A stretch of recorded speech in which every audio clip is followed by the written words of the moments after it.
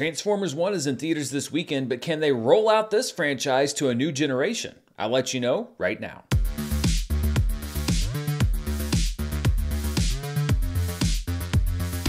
This video is brought to you by Mando. Go to shopmando.com and use promo code Dan for a special offer, and stay tuned after the video for more info.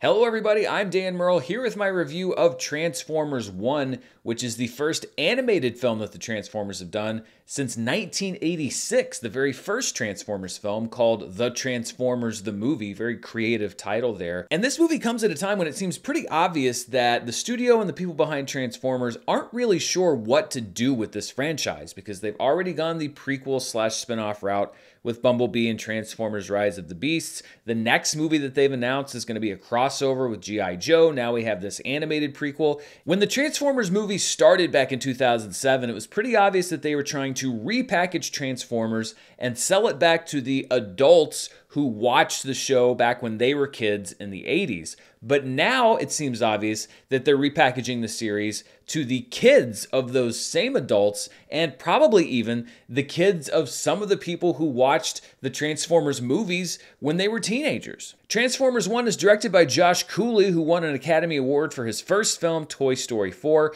It's also written by the writing team behind Ant-Man and the Wasp, as well as a co-writer on Black Widow and Thor Ragnarok. Chris Hemsworth voices a young version of Optimus Prime, known here as Orion Pax, who spends his time in the Energon mines of Cybertron with his best friend D16, voiced by Brian Tyree Henry, and soon to become the supervillain Megatron. If you're gonna go the prequel route, the old how the hero and the villain of the franchise used to be friends and became enemies is a pretty tried and true method. Orion and D16 are pretty much facing a life in the mine as the leader of Cybertron, Sentinel Prime, seeks the matrix of leadership, which would free all the miners from a lifetime of service and get the Energon flowing freely on the planet once again. But as you might suspect, complications arrive, and as Orion Pax and D16 venture out of the mines and onto the surface of their home planet, they discover hard truths that make them question everything that they know.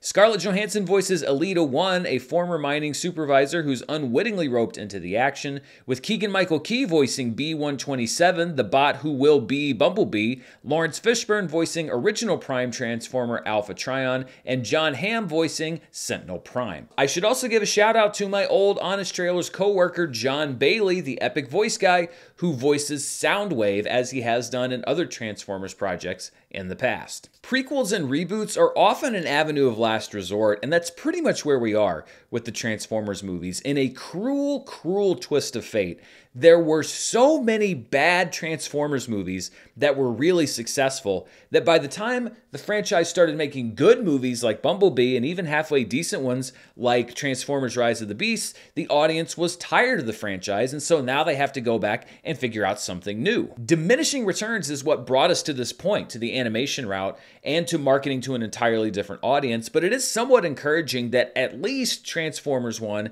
is a somewhat decent movie. It actually starts out pretty strong. Hemsworth and Tyree Henry make a good duo, and the friendship between Orion Pax and D16 is well established. You understand their history, their dreams, their fears, and why Orion in particular feels compelled to seek more in his life. He feels that he's being called to greatness, although I doubt even he would believe that his future involved becoming the greatest Transformer of them all. The gradual breakdown of the friendship is also handled well, and you see these cracks begin to form. Orion Pax is focused on a brighter future for Cybertron, while D16 is set on getting revenge for the past. This clash in ideology escalates into an irreparable rift between the two and the birth of the greatest rivalry in Transformers history. The visual style of the film is great too. Early action scenes are dynamic and well designed, and this doesn't feel like a cheap turn-a-quick-buck cash grab that would feel just at home on Paramount+.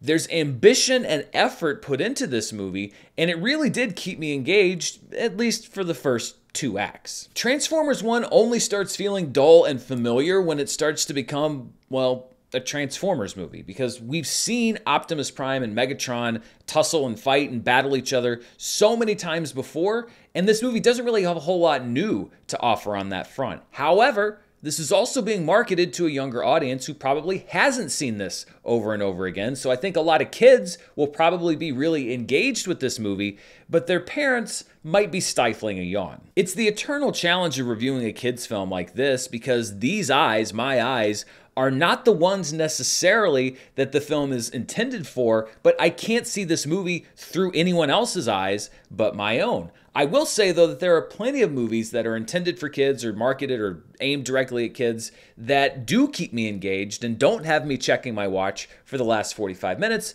This one just wasn't one of them. Change is obviously the name of the game here, and a big part of that is the casting of Chris Hemsworth as Optimus Prime. He's a familiar voice and an A-list star who can do wonders for the movie on the publicity circuit, but for the generation or generations who grew up with Peter Cullen voicing Optimus Prime, he's just not able to compare. He does the early part of the movie well. I liked him when he was voicing Orion Pax, but when he tries to add the gravitas and the weight to his work as Optimus Prime, he just can't quite get there. He sounds kind of like a kid trying to sound like an adult. And the more into Prime that he gets, the more it becomes painfully obvious that he was really cast as a face for the movie in the real world, and maybe not necessarily the best choice for the role in the animated world. But again, this just goes to strategy, because you could probably find an actor who would be better as Optimus Prime, but he would definitely be less famous and less handsome than Chris Hemsworth because, I mean, let's face it, almost everybody in the world is less famous and less handsome than Chris Hemsworth. Had Transformers 1 tried to go for a full reinvention or a totally new take on the franchise, I think it would have worked better. And honestly, why not do that? Because the goal here seems to be winning over a new generation of fans and not really pleasing the existing ones. But the movie feels a little too afraid to run away from what's been established already for decades. And so this is a Transformers movie that feels very fresh and fun up until the point where it very much doesn't. However, I will say that the film handles Optimus Prime's ascendancy to become Optimus Prime really well. It was a highlight inside of a third act that I found to be pretty by the numbers. Transformers 1 is going to sell a lot of toys, and it's going to win over a lot of new fans, and I guess that's probably the point of the movie, but it comes so close to a full reinvention and reimagination of this universe that it is just that much more frustrating when it decides not to do that. The movie was sitting squarely in the it's good range for about an hour, but its return to territory that was honestly overly done already about a decade ago knocks it down to it's fine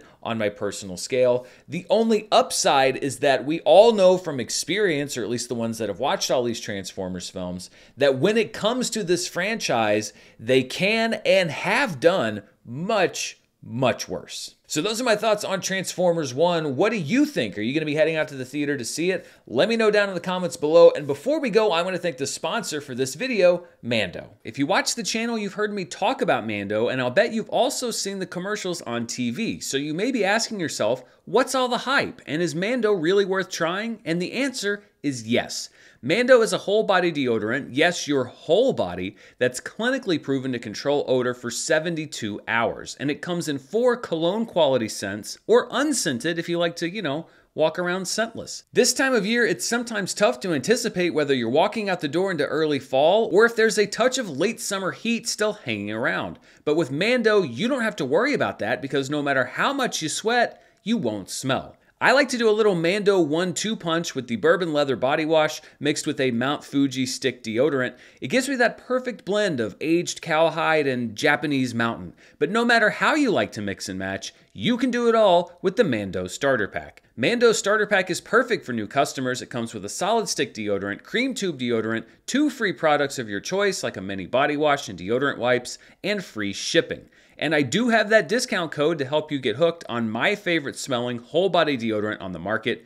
New customers get $5 off a starter pack with our exclusive code that equates to over 40% off your starter pack. Use code DAN at shopmando.com. That's shopmando.com. Thanks to Mando for sponsoring this episode. Thanks to Mando for sponsoring this video, and thank you for watching. Be sure to stay tuned right here for more movie news, reviews, box office, and more. Until next time, stay safe, and I'll see you then. Bye.